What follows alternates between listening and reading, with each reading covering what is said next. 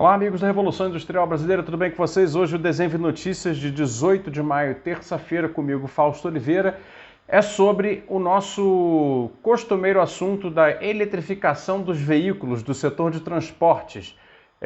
Uma notícia que eu vim a saber recentemente dá conta do seguinte: cresceu em 216% nos últimos 5 anos o número de ônibus elétricos em circulação na América Latina.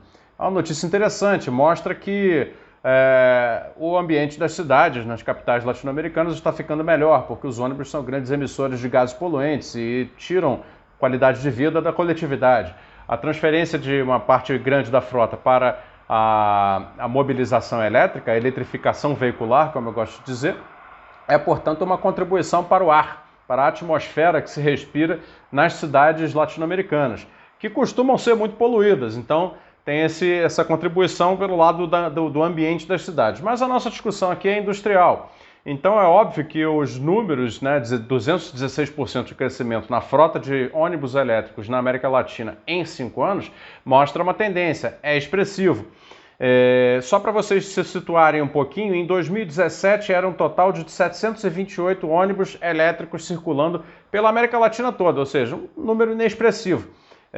E hoje tem 2,3 mil, 2.306 para ser exato, segundo a reportagem aqui que eu vou deixar para vocês poderem ler aqui embaixo. E antes, até 2017, esses 728 ônibus elétricos eram todos trólebus. Trólebus é aquele sistema que, não sei se você conhece na sua cidade, não sei se tem ou se não tem, é um sistema de ônibus elétrico similar ao bonde de antigamente. O ônibus recebe a eletricidade a partir do sistema de catenária, que é aquela ligação aérea, né, por cima do teto do ônibus com uma rede elétrica que fica por cima. Então isso significa que o ônibus tem naturalmente que seguir um determinado percurso, né? Então só onde tem as linhas aéreas que se permite ter linha de ônibus trólebus. Em São Paulo, por exemplo, é ali pelo centro da cidade e nada mais. Então você tem uma limitação geográfica muito grande. E a boa notícia é de que hoje os ônibus movidos a bateria, que portanto tem autonomia maior para circular pelas cidades, né, não dependem da catenária, eles subiram muito. Então hoje eles representam já metade da frota total. Os trólebus cresceram, mas também cresceu o uso do ônibus a bateria, que já são então 1.300 da totalidade dos ônibus em circulação, aí, pouco menos, né, da metade dos ônibus em circulação, aliás, um pouco mais da metade dos ônibus em circulação na América Latina, dos elétricos, né? O Chile é o país que mais tem ônibus elétricos, tá? São 819 ônibus elétricos em funcionamento no Chile. O Brasil está em quarto lugar com 350 ônibus elétricos apenas, contando dentro destes os trólebus, né? São Paulo é a quarta cidade da América Latina com 218 ônibus elétricos em uso. E aí, quer dizer, essa é a realidade. Entre Chile e Brasil, você tem também a Colômbia em segundo lugar, com 446 ônibus elétricos em circulação, e em terceiro o México, com 362. Os números são todos ainda muito tímidos, a verdade é essa. Porém, a tendência ao longo de 5 anos, um crescimento de 216%, revela naturalmente que está ganhando tração. E aí, a nossa discussão aqui de sempre, né? Quem é que está fornecendo esses produtos? Quem é que está gerando o maior percentual de riqueza com essa transformação de um setor importante da vida social, da vida econômica, que é o setor do transporte coletivo, que é logicamente intensivo em bens industriais, não só os próprios ônibus, como todos os sistemas envolvidos, né? Notadamente os sistemas elétricos que vêm incorporados neles, que são já os ônibus elétricos vêm com os sistemas, né, incorporados, e todos os serviços de manutenção, as reposições de peça, que são específicos daqueles modelos de veículos elétricos. Bom, o principal fabricante fornecedor de ônibus elétricos na América Latina, sem nenhuma surpresa, já é a chinesa BYD, essa grande companhia de veículos elétricos da China, que tem uma divisão muito especializada na parte de ônibus, realmente é o maior fornecedor de ônibus elétricos hoje na Ásia, sem dúvida nenhuma, e compete com grandes nomes aí da indústria automotiva que estão aí lutando para fazer a transição para o elétrico, na parte de ônibus também em outros lugares do mundo. Eu posso dizer, por saber, por conhecer, que a sueca Volvo é uma empresa que também fornece ônibus elétricos em boa quantidade aqui para a América Latina, através da fábrica que eles têm aqui na América do Sul. Acho que são importados, mas a fábrica que tem aqui no Brasil faz certamente a questão das vendas, né, a representação comercial, e tenta inserir aí, por importação, esses ônibus elétricos que eu acho que não são fabricados aqui. Bom, dito isso, onde é que fica o Brasil, né? Só para antes de terminar, tem alguns outros fabricantes aqui, chineses também, que estão presentes. Aí tem aqui os nomes da Yutong, Foton, Eletra e Kinglong. Também são todos chineses que estão aí entrando forte no mercado da eletrificação veicular. A tecnologia da eletrificação veicular já não é uma coisa do outro mundo, principalmente na parte de ônibus, tá? Porque as baterias já são conhecidas, os sistemas de transmissão já estão aí conhecidos, ou seja, não à toa está até na América Latina subindo como está subindo o uso desses ônibus, né?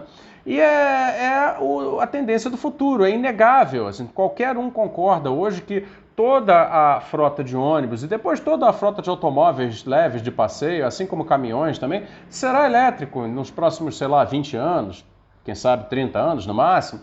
Até 2050, eu acho que não haverá mais motor a explosão, motor de combustão interna rodando pelas cidades, rodando pelas estradas. O que significa o seguinte, quer dizer, é uma dessas transformações estruturais da economia que muda a história do mundo, não é? Muda a história do mundo. Não importa se ela está acontecendo por pressão ambiental, por um problema específico, o que importa para nós aqui é o seguinte: é toda uma mudança de paradigma técnico-econômico que já está acontecendo e nós aqui a ver navios, sem precisar ficar a ver navios. E essa é a tristeza da situação.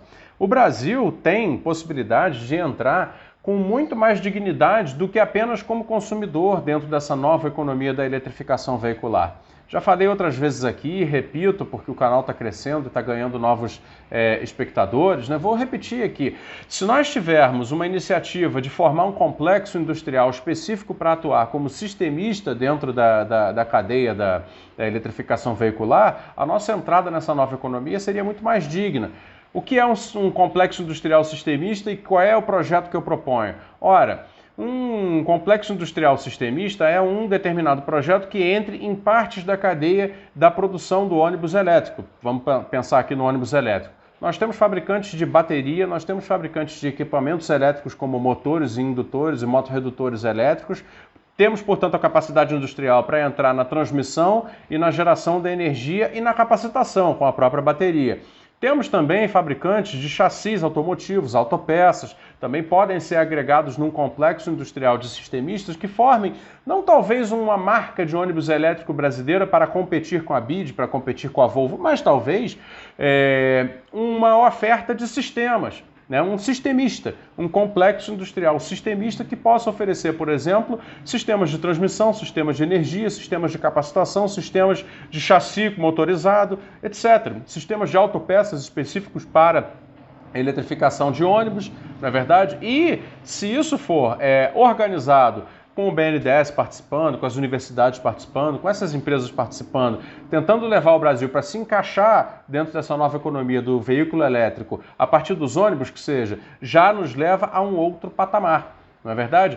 Então essa seria a saída para o Brasil conseguir se encaixar dignamente dentro dessa nova economia do setor automotivo, porque a velha já está acabando e nós só temos a velha, estamos assistindo de camarote aqui aquilo que é a nossa própria desindustrialização futura ainda mais acentuada, não é verdade? Até quando a gente vai assistir isso? Até quando a gente vai deitar no berço e esperar que essas coisas aconteçam, achando que a gente vai conseguir consumir essas novas tecnologias sem pagar preços altos, né? Preços altos que nós cada vez menos poderemos pagar, né, como importadores. A autonomia produtiva do Brasil é, portanto, um tema central. E como tema central, precisa ser vista de acordo exatamente com as tendências tecnológicas contemporâneas. E essa é uma delas.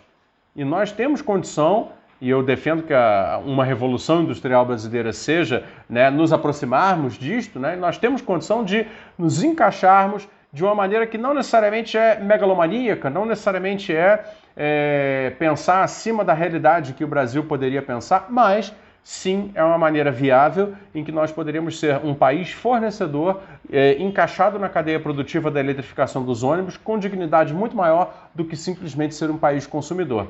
Essa seria a visão da Revolução Industrial Brasileira para a eletrificação veicular e o Brasil entrando nela de maneira muito mais correta, muito mais a ver com as capacidades que nós já temos remanescentes e potenciais. Tá legal? Então esse era o Desenv Notícias de hoje. Obrigado por assistir. Até uma próxima. Até amanhã.